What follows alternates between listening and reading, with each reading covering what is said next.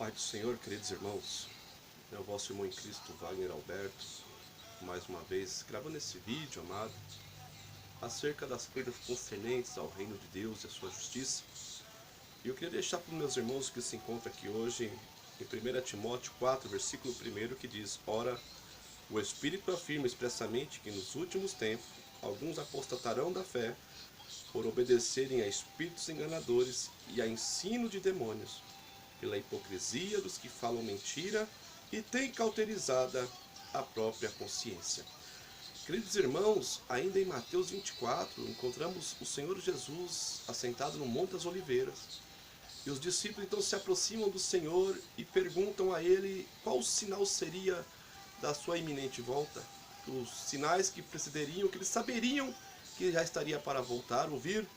E o Senhor respondeu, disse: cuidado para que ninguém vos engane. Ou cuideis para ninguém vos engane.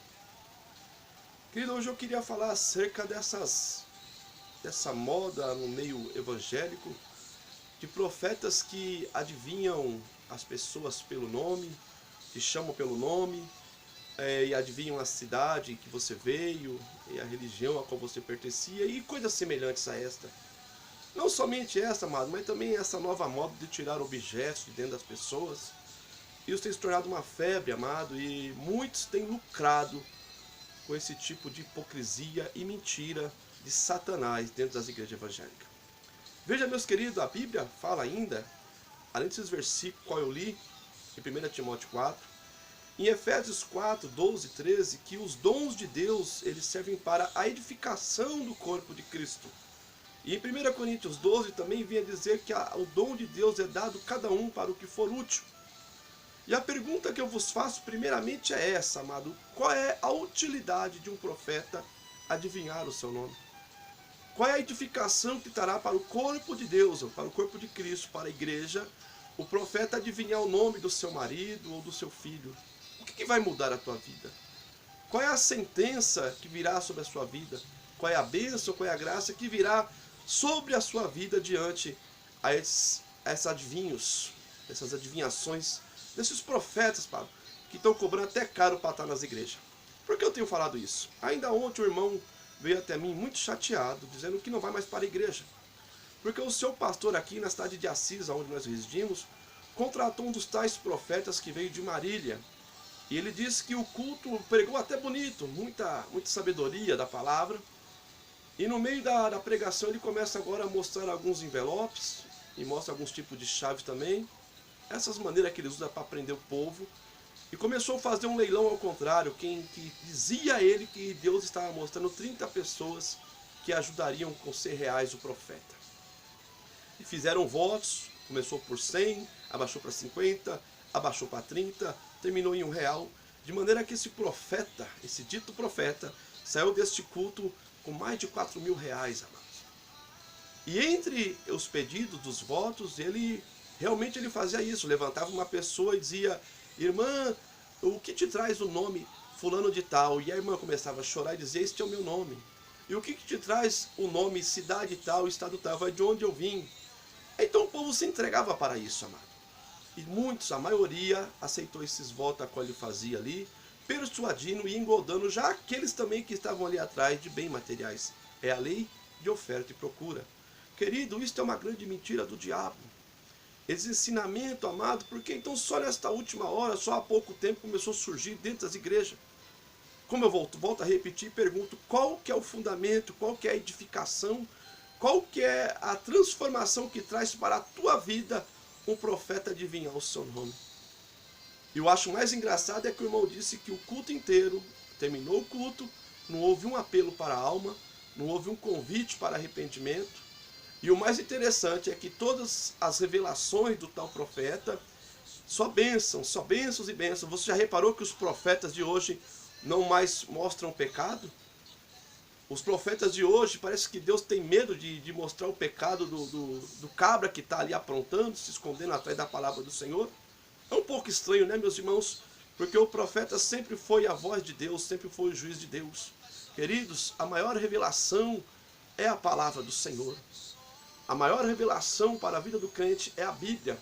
Quer que Deus fale com você, amado, não precisa ir de igreja em igreja, de profeta, mas leia a santa palavra do Senhor.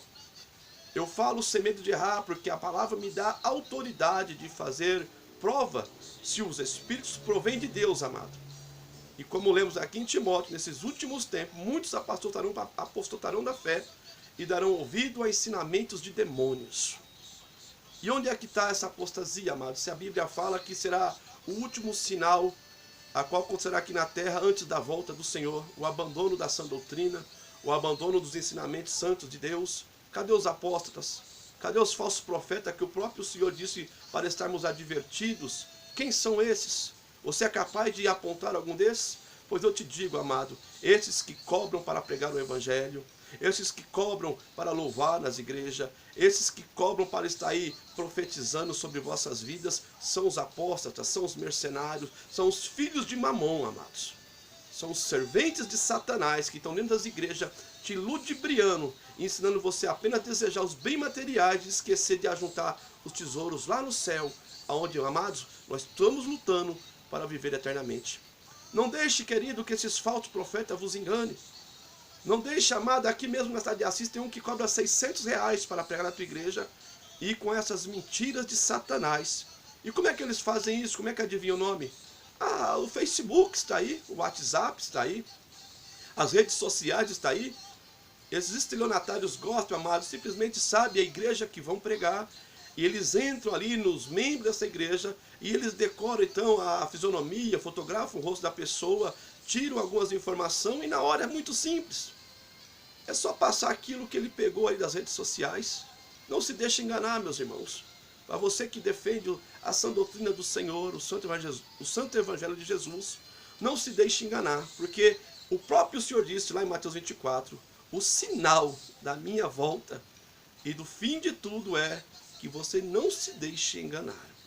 Amados, roguemos ao Senhor o discernimento, roguemos ao Senhor da seara força para continuar essa obra. E não permita, amado, que esses estelionatários vão à tua igreja, pastor. Porque eu vou te dizer a verdade, o que contrata e o que faz, os dois estão faltando caráter espiritual, viu, pastor? É a tua função ensinar o caminho do céu, não do engano, as ovelhas do seu ministério. Viu, pastor?